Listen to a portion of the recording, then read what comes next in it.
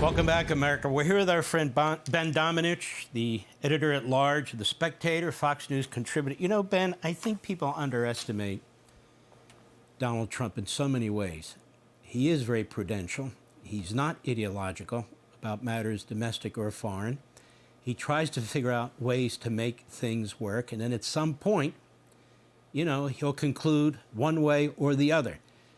How do you think this whole Iranian negotiation is going to do? Keep in mind, he has some advisors that I'm sure are pressing him very, very hard that under no circumstances take action where the Iranians won't. He's got some advisors obviously advising him, you know, we don't think, Mr. President, that this kind of negotiation is going to work out. How do you think this is going to wind up?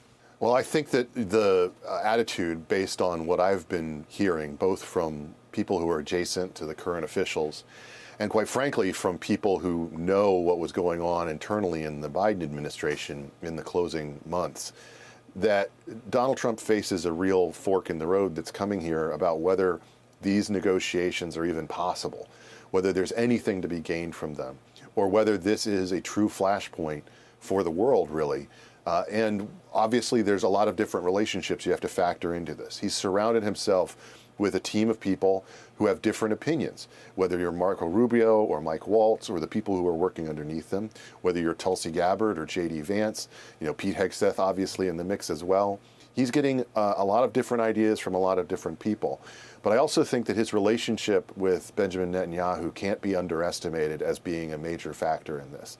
He knows and trusts Bibi to a much greater degree than he does other world leaders. Certainly, they have a much better relationship than Netanyahu had with the entire Biden team.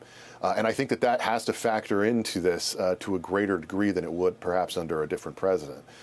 He is prudential, as you said, and he's very much of a mind that he wants to be known as a peacemaker. But if he truly believes that there is no progress to be made in negotiation with Iran, I don't think he's going to hesitate when he gets to that point to pull the trigger. Why do you think so many, maybe not so many, but at least the cabal of self-appointed influencers and others are so cocksure that if Iran gets a nuclear weapon, if Iran does, it's manageable? Where the hell does that come from?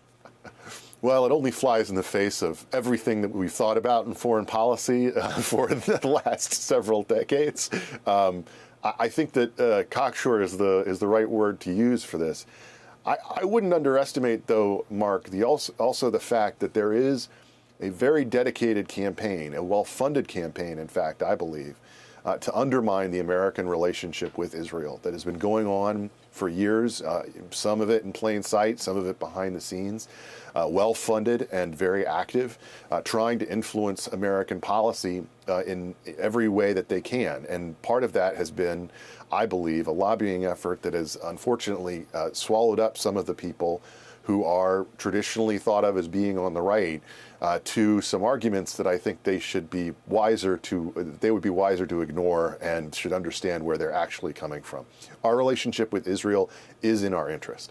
It is not just a situation where, you know, we feel the way that we do because of our friendship or because of the influence of evangelical Christians or anything along those lines.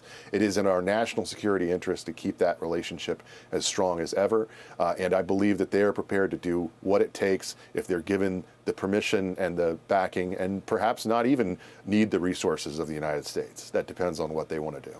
You make such a great point. I mean, we've watched over the last 2 years or so, Israel has all but defeated Hamas, all but defeated Hezbollah. Nobody even thought that was possible. The enemy of the United States, Hezbollah, murdered Marines. Hezbollah blew up 2 of our embassies. They were funded by Iran.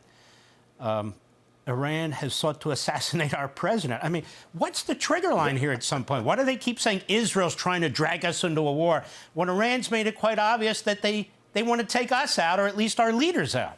Look, I think that the question really is the trigger point, as you said.